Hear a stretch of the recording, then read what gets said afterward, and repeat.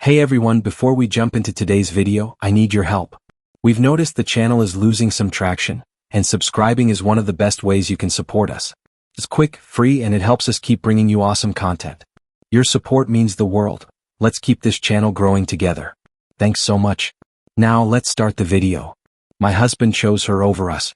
For 17 years, I built a life with Edward, a man I believed was my rock, my partner, the father of our children. We had a home filled with love, laughter, and the chaos that only a family can bring. We had a dog, a business, and a future that, in my mind, was solid and unshakable. But all of it came crumbling down because of one woman, Fiona. Fiona was Edward's younger brother's ex-girlfriend, and she had been lingering in the background of our lives for over a decade. When she first split from William, Edward's brother, I thought nothing of it. She moved on, or so I assumed. But as the years passed, I noticed she never truly disappeared. For the last 4 years, Fiona became a constant presence, always texting Edward, always finding excuses to be around.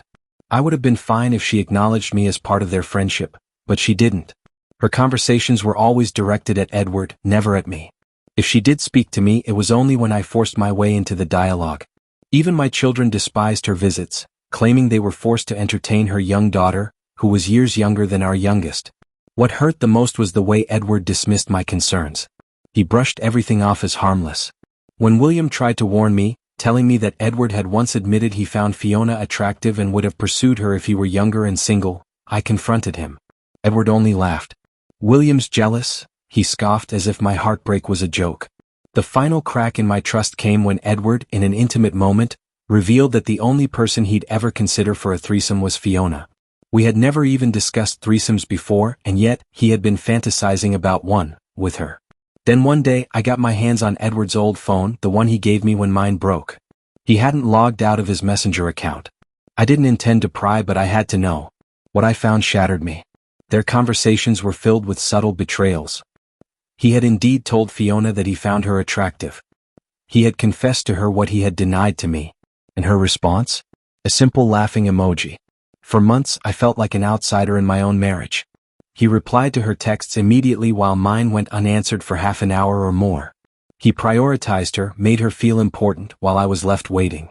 I finally reached my breaking point and demanded he choose, me or her. At first, he swore he wanted to fix things. He apologized. He said he had never meant any of it. But his apologies were hollow. His behavior didn't change. And then, just like that, he flipped. He left. He didn't fight for us. He didn't fight for our children. Instead, he packed his bags and moved in with his other brother, Thomas. He hadn't seen our kids in over a month. He spoke to them on the phone but refused to show up. And to spite me, he cut off the family phone plan, leaving me scrambling to find a way to stay connected. Financially, things unraveled fast. He refused to contribute to school supplies, uniforms, anything our children needed. He even avoided filing his taxes, knowing it would cut off the family allowance I relied on to make ends meet. Rent consumed most of my earnings, and I found myself relying on food banks to feed my children. Desperate, I reached out to Fiona, thinking maybe, just maybe, she'd take some responsibility for what had happened. But she played innocent, blaming herself in words but never in actions. And the final blow? Edward had told her that I had cheated on him. A blatant, cruel lie. I knew taking him to court would be a battle. He had quit his job, making child support nearly impossible to secure. I didn't qualify for legal aid, and the legal fees felt like an insurmountable mountain. For now, I was stuck, drowning in the mess he left behind, waiting for the 90-day threshold to pass before I could take legal action. Family support was non-existent. My parents had been out of my life since 2010, and his family had never truly accepted me. They stood by him, refusing to acknowledge the pain he had caused. The worst part? I had left for a short trip with the kids to visit my grandmother, hoping to give Edward and me some space to work things out. When I returned, he was gone. He had made his choice. Now it's a cold war. He refuses to speak to me. I don't know when, or if, he will step up for his children. I just hope for their sake that he does. Until then, I will fight. I will keep going. Because while he walked away, I refused to let his betrayal define us. 7 months have passed since Edward walked out of our lives, leaving me and the kids to pick up the pieces. Everyone who warned me was right. He ended up with her. On Christmas Day, in a quiet civil ceremony, he married Fiona. The only time he asked to see the kids? For 2 weeks during Christmas break, so they could attend his wedding. I refused. They refused. Since then, his contact with them has dwindled to almost nothing. They text him, trying to keep him in the loop about school, sports, life. He rarely responds. When he does, it's only to complain that I won't let him take them overnight. And yet, every day he flaunts his new life all over social media. Pictures of weekend trips, family outings, smiling faces. My children see it. They see the father who once tucked them into bed now parading around with another family, as if they never existed. Our oldest is heading to college in the fall, a milestone Edward should be proud of. But when our son reached out, nervous about how he'd cover tuition, his father's response was brutal. "You're almost an adult now. That's not my problem." That was the last straw. I took him to court. With the help of a compassionate lawyer willing to take on my case for free, I fought for my children. Last week we had our first hearing. It went well. I was granted full custody. Next, we battle for child support. But Edward, being Edward, is making things difficult. On paper, he has no income, no job, no financial responsibility.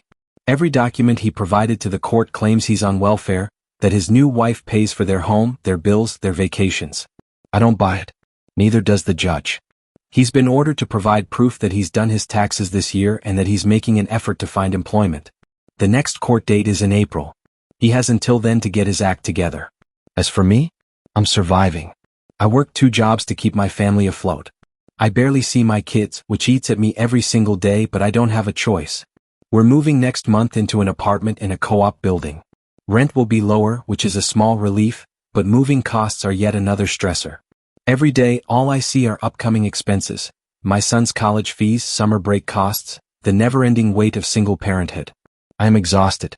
Mentally, physically, emotionally. But I keep going. Because I have no other option.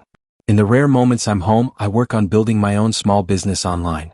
It's slow, but I hope in time it will grow into something sustainable. Something that means I won't have to work myself into the ground just to keep food on the table. And dating? It's not even a thought in my mind. The idea of letting another man into my life after Edward?